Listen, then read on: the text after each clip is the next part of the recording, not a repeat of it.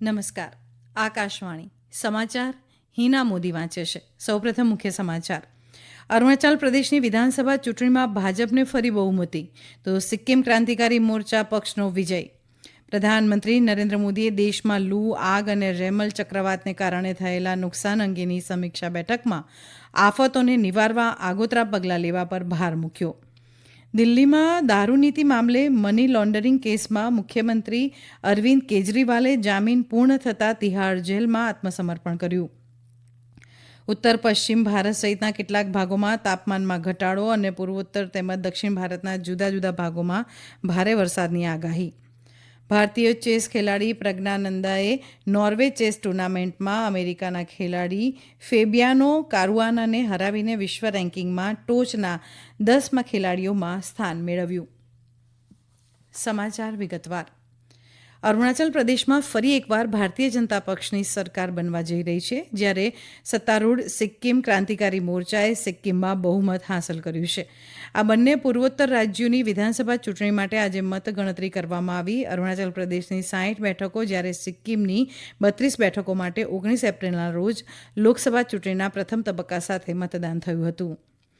અરુણાચલ પ્રદેશમાં ભાજપ પરિણામ પૂર્વે જ 10 બેઠકો બિનહરીફ જીતી ચૂક્યું છે. બાકી રહેલી 50 બેઠકોના પરિણામ આજે જાહેર થયા, જેમાં ભાજપને 36 બેઠકો, નેશનલ પીપલ્સ પાર્ટીને 5, રાષ્ટ્રવાદી કોંગ્રેસ પાર્ટી અને અપક્ષને 3, પીપલ્સ પાર્ટી ઓફ અરુણાચલને 2, જ્યારે કે ભારતીય રાષ્ટ્રીય કોંગ્રેસને 1 બેઠક મળી હતી.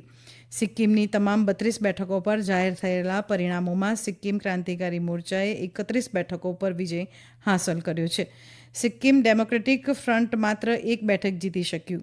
રાજ્યના મુખ્યમંત્રી અને એસકેએમ અધ્યક્ષ પ્રેમસિંહ તમાંગે રેનોક અને સોરેંગ ચાકુંગ એમ 2 બેઠકો ઉપર જીત મેળવી છે. બંને રાજ્યોની વિધાનસભા કાર્યકાળ આજે સમાપ્ત થયો છે.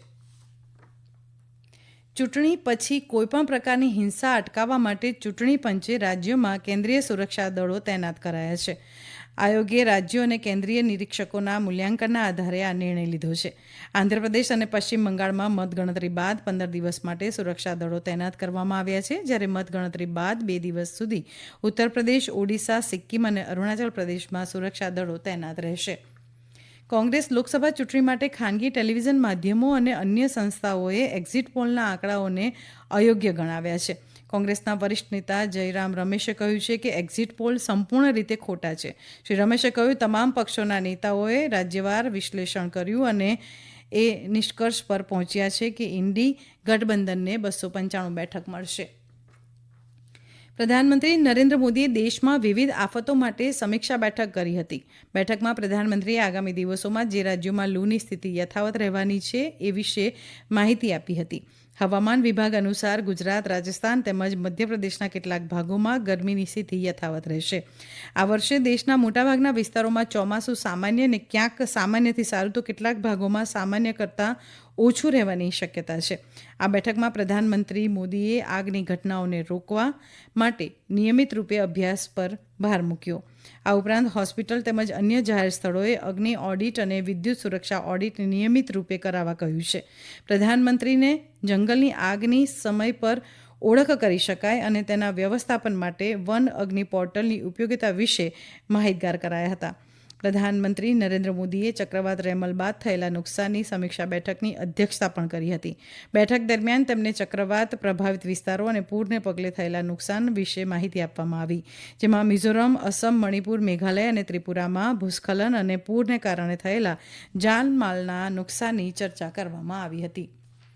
કોંગ્રેસ અધ્યક્ષ મલ્લિકાર્જુન ખડગેએ રાહુલ ગાંધી, પક્ષના મહાસચિવ કે.સી. વેણુગોપાલ તેમજ પાર્ટીના નેતાઓએ આજે નવી દિલ્હીમાં વર્ચ્યુઅલ માધ્યમથી બેઠક કરી હતી. બેઠકમાં પક્ષની મતગણતરી પૂર્વે રણનીતિ વિશે ચર્ચા કરવામાં આવી. બેઠકમાં કોંગ્રેસના લોકસભા ઉમેદવાર, પાર્ટી નેતા અને પ્રદેશ અધ્યક્ષ પણ સામેલ હતા. આ સમાચાર આપ આકાશવાણી પરથી સાંભળી રહ્યા છો. કેન્દ્રીય ચૂંટણી પંચે કોંગ્રેસના નેતા જયરામ રમેશને આચાર સંહિતાના ભંગ મામલે જવાબ આપવા કહ્યું છે.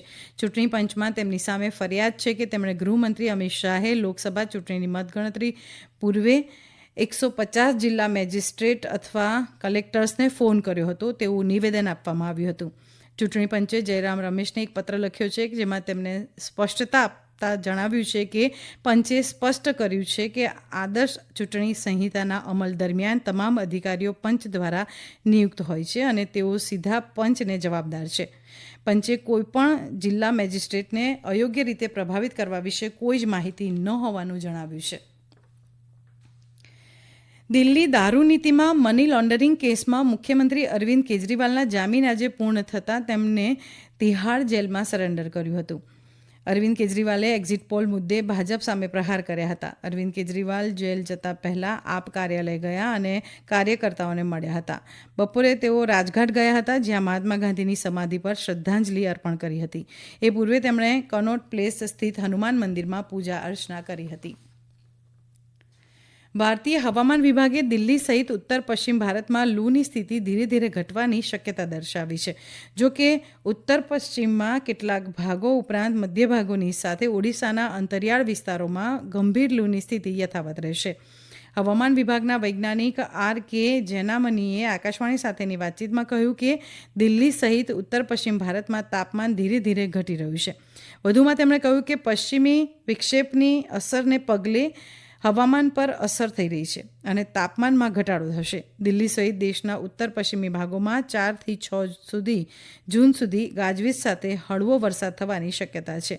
હવામાન વિભાગે આગામી 3 થી 4 દિવસ દરમિયાન પૂર્વોત્તર ભારત અને દક્ષિણ ભારતના જુદા જુદા વિસ્તારોમાં ભારે વરસાદની આગાહી કરી છે. આગામી 4 દિવસમાં અરુણાચલ પ્રદેશ, અસમ, મેઘાલય, પશ્ચિમ બંગાળના પર્વતીય વિસ્તારો, મણિપુર અને સિક્કિમના વિવિધ ભાગોમાં ભારે વરસાદની શક્યતા દર્શાવી છે. જર્મનીના દક્ષિણ ભાગમાં વિનાશક પૂરને પગલે 600થી વધારે લોકોને સલામત સ્થળે ખસેડાયા છે. છેલ્લા કેટલાક દિવસથી પડી રહેલા ભારે વરસાદને પગલે દક્ષિણની મોટાભાગની નદીઓ ભયજનક સપાટીએ વહી રહી છે, જેના કારણે કાંઠા વિસ્તારોમાં જાનમાલને નુકસાન થયું છે. સ્થાનિક મીડિયાના અહેવાલ અનુસાર કેટલાક વિસ્તારોમાં જળસ્તર એક દાયકામાં તેની સર્વોચ્ચ સપાટીએ પહોંચી ગયું છે. અધિકારીઓના જણાવ્યા અનુસાર 10 જેટલા જિલ્લાઓમાં આફતની સ્થિતિ જાહેર કરવામાં આવી છે, જેમાં ન્યુનબર્ગ, શોબેનહાઉઝેન જિલ્લામાં 670થી વધુ લોકોને સ્થળાંતરની ફરજ પડી હતી. અન્ય એક શહેરમાં પણ પૂરના જોખમને જોતા અંદાજે 1300 લોકોએ ઘર છોડવાની ફરજ પડી હતી. ભારતીય ચેસ ખેલાડી R. પ્રજ્ઞાનંદાએ નોર્વે ચેસ ટૂર્નામેન્ટના 5મા રાઉન્ડમાં વિશ્વના બીજા ક્રમાંકના અમેરિકી ખેલાડી ફેબિયાનો કારુઆનાને હરાવ્યા હતા.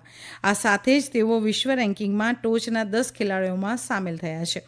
વિશ્વમાં પ્રથમ હરોળના ખેલાડી મેગ્નસ કાર્લસન આ સ્પર્ધામાં 8.5 અંકો સાથે ત્રીજા સ્થાને છે. મહિલાઓની શ્રેણીમાં R. વૈશાલીએ ચીનની ખેલાડીને હરાવીને લીડ મેળવી છે.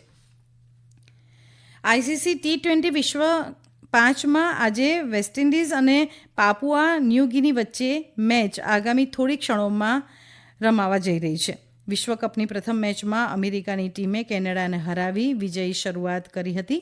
કેનેડાની ટીમે પ્રથમ બેટિંગ કરતાં 20 ઓવરમાં 5 વિકેટ ગુમાવી 194 રન બનાવ્યા હતા, જ્યારે અમેરિકાની ટીમે 18 ઓવરમાં જ 195 રન બનાવી જીત હાંસલ કરી હતી. અમેરિકા તરફથી એરોન જોન્સ અને એન્ડ્રીસ ગોસે અડધી સદી બનાવી હતી. ઓડિશામાં પુરી ખાતે ફટાકડાના જથ્થામાં થયેલા વિસ્ફોટમાં મૃત્યુઆંક 11 પર પહોંચ્યો છે, જેમાં સારવાર હેઠળ વધુ 3 લોકો મૃત્યુ પામ્યા છે. બુધવારે રાત્રે ભગવાન જગન્નાથની હંદન યાત્રા દરમિયાન થયેલા વિસ્ફોટમાં ઓછામાં ઓછા 30 લોકો ઇજાગ્રસ્ત બન્યા છે. ઉજ્જૈનના સુપ્રસિદ્ધ જ્યોતિર્લિંગ ભગવાન મહાકાલેશ્વરના મંદિરમાં ભસ્મ આરતીની બુકિંગ વ્યવસ્થાને વધુ પારદર્શક બનાવવા માટે કલેક્ટર નીરજ કુમાર સિંહના નિર્દેશનમાં ગઈકાલથી નવી વ્યવસ્થા અમલમાં મૂકવામાં આવી છે.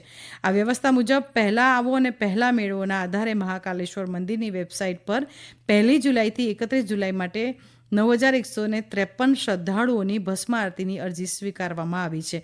ઉપરાંત ઓગસ્ટ, સપ્ટેમ્બર અને ઓક્ટોબર મહિનાનું બુકિંગ પણ કરાવી શકાશે. અંતમાં મુખ્ય સમાચાર ફરી એકવાર. અરુણાચલ પ્રદેશની વિધાનસભા ચૂંટણીમાં ભાજપને ફરી બહુમતી. સિક્કિમ ક્રાંતિકારી મોરચા પક્ષનો વિજય. પ્રધાનમંત્રી નરેન્દ્ર મોદીએ દેશમાં લૂ, આગ અને રેમલ ચક્રવાતને કારણે થયેલા નુકસાન અંગેની સમીક્ષા બેઠક કરી. દિલ્હીમાં દારૂ નીતિ મામલે મની લોન્ડરિંગ કેસમાં મુખ્યમંત્રી અરવિંદ કેજરીવાલે જામીન પૂર્ણ થતાં તિહાડ જેલમાં આત્મસમર્પણ કર્યું. અને ઉત્તર પશ્ચિમ ભારત સહિતના કેટલાક ભાગોમાં તાપમાનમાં ઘટાડો અને પૂર્વોત્તર તેમજ દક્ષિણ ભારતના જુદા જુદા ભાગોમાં ભારે વરસાદની આગાહી. આકાશવાણી પરથી સમાચાર પૂરા થયા.